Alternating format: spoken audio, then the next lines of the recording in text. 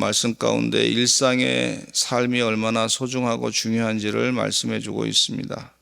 하루는 욥의 자녀들이 그 맏아들의 집에서 음식을 먹으면서 포도주를 마실 때라고 표현하고 있는데, 우리가 늘 음식을 먹고 마시고 그런 것 자체가 하나님의 은혜로 이루어진다고 하는 사실을 잊지 마시기를 간절히 축원합니다. 하나님께서 일상 가운데 오늘 눈 뜨고 교회 나와서 예배 드리는 것도 하나님의 은혜입니다. 하나님이 지켜주지 않으면 이곳에 와서 예배 드리기가 어렵습니다. 마귀 사탄이 시험으로 우리를 공격하면 이 일상생활 가운데 일상이 또 깨지는 경우가 있고 상당한 위험한 상황 가운데 처할 수도 있다고 하는 사실을 우리가 잊지 말아야 되겠습니다. 그래서 먹고 마시는 것도 하나님의 은혜 가운데 마시는구나 하는 것을 잊지 마시고, 오늘 말씀 가운데 보니까 뭐 그런 내용은 구체적으로 없지만 욥의 자녀들이 그 맏아들 집에서 같이 먹었다 그랬는데, 구체적인 그런 정황은 없지만 그러나 좀 의심이 가는 부분은 이 자녀들끼리 부자로 사니까, 아주 큰 겁으로 사니까 마음이 자기들끼리 먹고 마시는 동안에 그런 일을 계속 했나 봐요. 그러니까 마음이 흐트러지지 않았나, 영적으로 좀 흐트러지지 않았나, 이런 의심되는 정황이 있단 말이죠. 그래서 혹시나 우리가 잘 나갈 때, 이 교만은 패망의 선봉이라 그랬으니까 잘 나갈 때 우리가 주의해야 될 줄로 믿습니다. 지금 잘 나간다, 우리가 지금 편안하다, 좀 잘 누리고 살고 있다, 다른 사람보다 좀 여유 있게 살고 있다, 이럴 때 내가 영적으로 바르게 서야 되겠다. 혹시 내가 마음 가운데 교만한 마음이 들어가지 않았나, 하나님 없이도 내가 살다고 스스로 생각하는 그런 착각 속에 있지 않았나, 혹시나 마음이 거기에 이 세상의 재물에 취해가지고 세상의 향락에 취해가지고 잠깐이라도 그런 것이 있지 않았나, 자기를 돌아보아 주의해야 될 줄로 믿습니다. 근데 그것을 하나님이 마귀가 그 순간에 또 공격하는 것을 볼 수가 있어요. 우리보다 우리의 약점을 마귀가 너무 잘 알잖아요. 그러니까 그 순간에 마음이 흐트러졌을 때 탁 공격하는 그럴 때가 있단 말이죠. 그래서 이 말씀을 보면서 내가 그러지 말아야겠다. 일상 가운데 나를 삶과 주위에서 돌아봐야 되겠다. 그런 사람이 늘 승리하게 돼요. 우리 대한민국 백성들이 축구를 많이 좋아하는 분들이 계시는데, 축구 선수 가운데 손흥민 선수가 있어요. 근데 그 손흥민 선수의 아버지가 인터뷰할 때 보니까 옆에 사람들은 이 손흥민 선수는 월드 클래스다 그렇게 얘기하니까, 이 손흥민 선수 아버지가 뭐라 그러냐면, 월드 클래스가 아닙니다. 아직도 부족합니다. 더 연습해야 됩니다. 손흥민 선수도 더 연습해야 됩니다. 나는 월드 클래스가 아닙니다. 그런 소리 하지 마시기 바랍니다. 나는 더 해야 됩니다. 근데 다른 사람이 봤을 때 그 기량이라든지 역량이라든지 뭐 실력은 뭐 세계 월드 클래스인데도 본인은 아직 아닙니다. 그러니까 그걸 계속 유지하는 걸 볼 수가 있어요. 여러분, 우리 신앙인도 늘 삼가, 내가 이번에 예배를 제대로 못 드렸다, 혹은 내가 기도를 잘 못했다, 내가 식사할 때 내가 진실한 마음으로 감사한 마음을 가지고 기도를 제대로 안 했다, 날 자기를 늘 돌아봐 삼가 주의하는 사람이 이 신앙이 자꾸 잘하는 사람이라고 볼 수가 있어요. 내가 뭐 이 정도 했으면 됐지 뭐, 그러면서 교만하기 시작하면 그 교만의 늪으로 빠지게 되는 걸 볼 수가 있어요. 늪으로 빠져. 교만의 늪으로. 늘 깨닫고 하나님의 뜻대로 살아야 되겠다. 그러시는 주의 종들 되시기를 간절히 축원합니다. 예. 다니엘이 말이죠.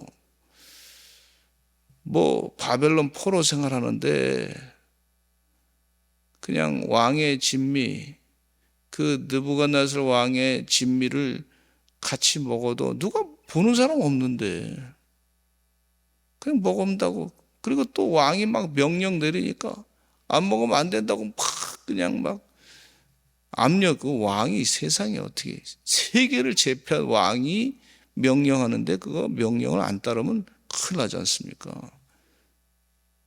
그런데 하나님이 계시다. 이런 믿음. 하나님이 보고 계시다 하는 그런 믿음. 내가 하나님 앞에서 부정한 음식은 내가 먹지 말아야 되겠다. 하나님 앞에서. 내가 하나님 앞에서 밥 먹는 거지 지금. 이 믿음.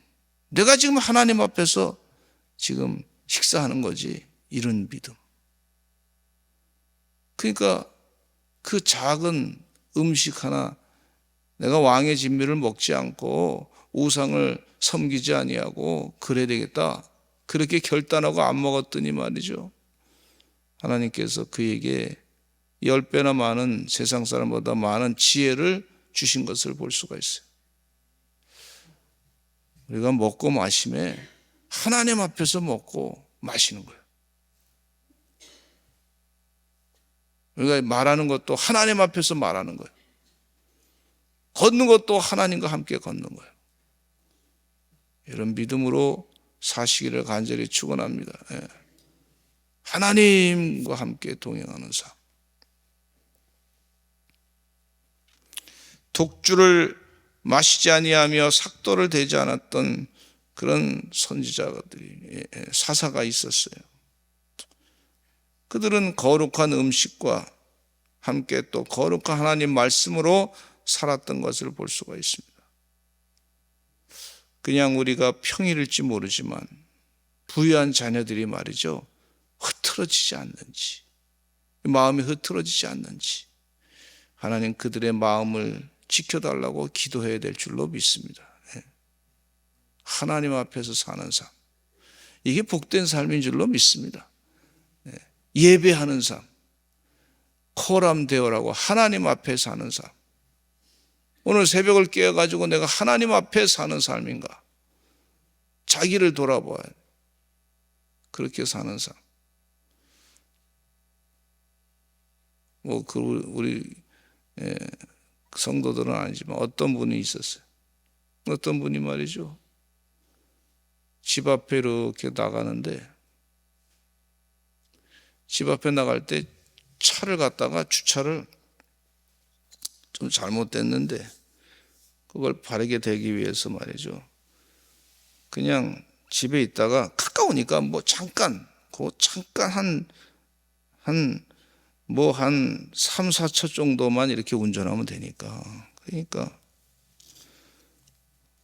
이제 집에 있다가 한잔 하고 3, 4초 운전하면 되겠다. 누가 차를 비켜달라 그러니까 3, 4초 좀 비켜줘야 되겠다. 한잔 하고 내려가서 차를 이렇게 운전했는데 경찰이 와가지고 당신 음주운전이요 걸렸어. 그거 잠깐인데, 그분이 상당히 지혜가 있는 사람인데 망신 크게 당했던 걸 볼 수가 있어요. 그 잠깐 음주운전. 주의 은혜 가운데 우리가 순간적으로 잠깐이면 되지 뭐. 흐트러지지 않는, 그런데 넘어가지 않는 자기 마음을 자기가 속일 때가 있어요. 그렇지 않는 주의 종들이 다 되시기를 간절히 축원합니다. 그래서 자녀들을 위해서 기도할 때 하나님 겸손하게 살게 해주시고 교만하지 않게 해주시고 자기를 삶과 주위에서 돌아볼 줄 아는 영적인 사람이 되게 해주시고 성령님의 이끌림 받게 해주시옵소서. 너무 부하게도 마시고 너무 부하면 교만하게 되고 너무 가난하게도 마시고 그러면 너무 가난하면 또 죄 짓게 되고 그러니까 하나님 주의 은혜 가운데 적당하게 하나님 훈련시켜 주시어서 바른 길로 가게 해 주시옵소서. 그렇게 늘 기도하시는 여러분 되시기를 간절히 축원합니다. 이 마귀의 시험 가운데 재앙의 소식이 있는 걸 볼 수가 있어요. 한꺼번에 밀려오는 걸 볼 수가 있어요. 이 재앙이 한꺼번에 밀려와요. 예상치 않았던 일이 한꺼번에 몰려오는 걸 볼 수가 있어요.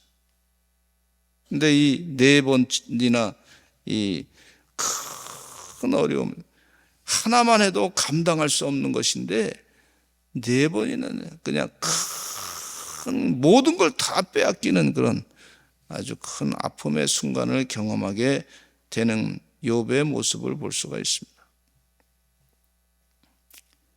하나님이 다 주신 거죠. 하나님이 다 축복하신 거죠. 여러분 많이 얻은 사람은 많이 축복을 받은 사람은요 또 큰 시험이 또 올 때가 있습니다. 그래서 그때 그것을 늘 영적으로 준비하면서 하나님 도와주시옵소서. 하나님이 지켜주셔야 될 줄로 믿습니다. 그러면서 더 하나님을 의지하시는 거룩한 의인의 삶을 사시기를 간절히 축원합니다. 첫째 사원이 욥에게 보고합니다. 소는 밭을 갈고 나귀는 그 곁에서 풀을 먹고 있는데 스바 사람이 갑자기 이리로 그것을 빼앗고 칼로 종도를 죽였습니다.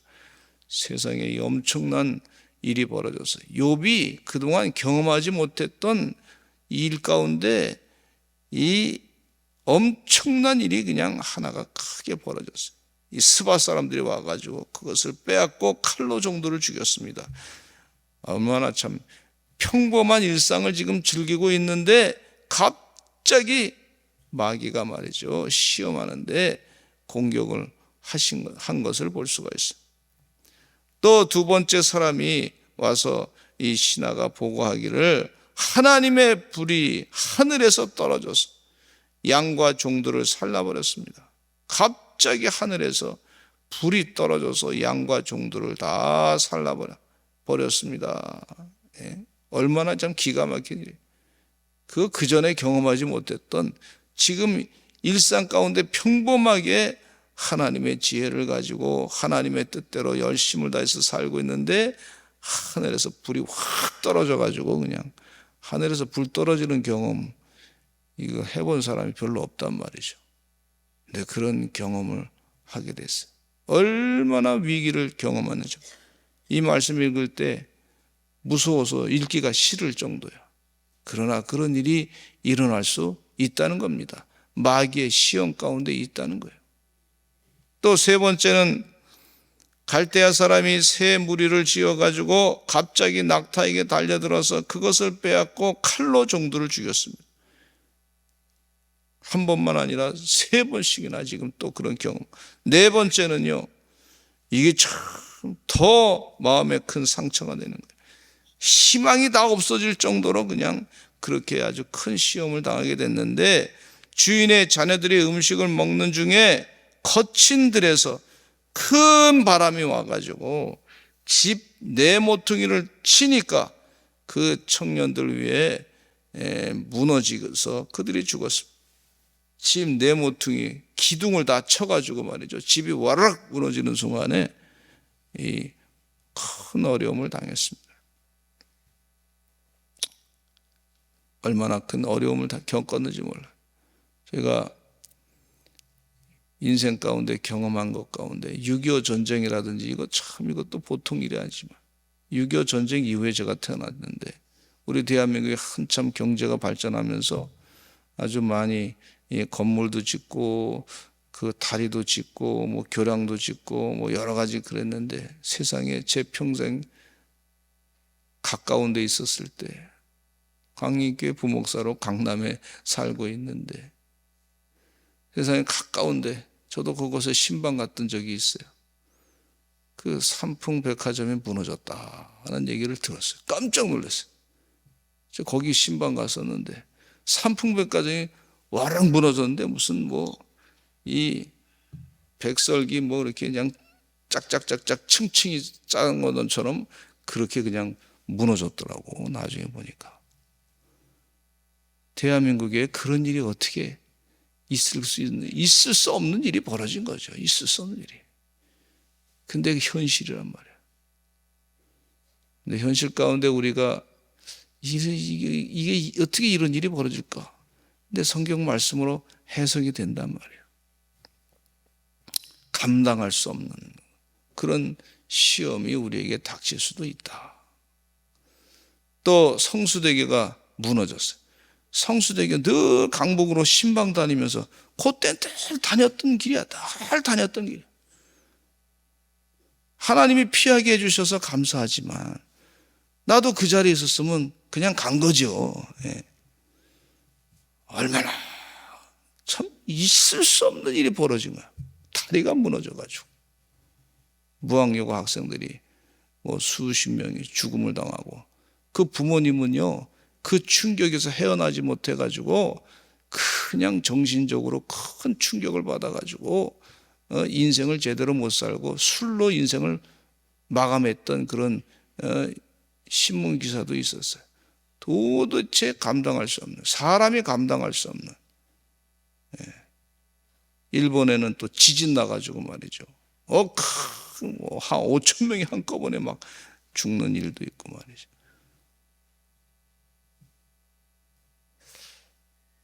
그럴 때 우리가 욥기서를 읽으면서 하나님 어떻게 이런 일이 벌어질 수 있습니까? 욥기서를 읽으면서 성경 말씀으로 우리가 해석을 또 해야 될 줄로 믿습니다.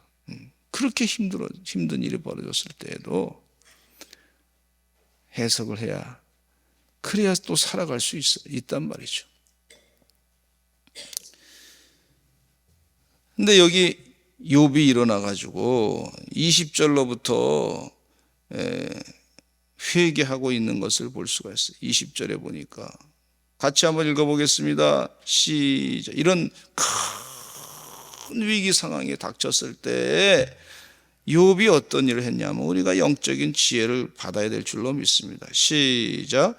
욥이 일어나 겉옷을 찢고 머리털을 밀고 땅에 엎드려 예배하며, 이게 참 중요한 거예요. 겉옷을 찢고 회개하는 거예요. 머리털을 밀고 이 속상하고 힘든 상황 가운데 그럼에도 불구하고 하나님께 예배를 드렸다. 예배는 어떤 순간에서든지 예배 드려야 될 줄로 믿습니다. 어떤 성도님이 잘 교회 안 보이길래 저 신방했더니 말이죠. 예배 드리기 힘들다고. 너무 지금 스트레스 받아도 예배 드리기 힘들다고. 그럴 때도 예배해야 될 줄로 믿습니다. 그럴 때도 예배해야지. 예배가 무슨 내 감정에 의해서 말이죠. 예배를 드리고 말고 그게 아니고 예배를 그럴 때 더 해야 될 줄로 믿습니다. 지금 마귀가 시험해가지고 막 욥을 공격하고 있는데 그럴 때 그 예배를 더 드려야 승리하기 때문에 그렇습니다.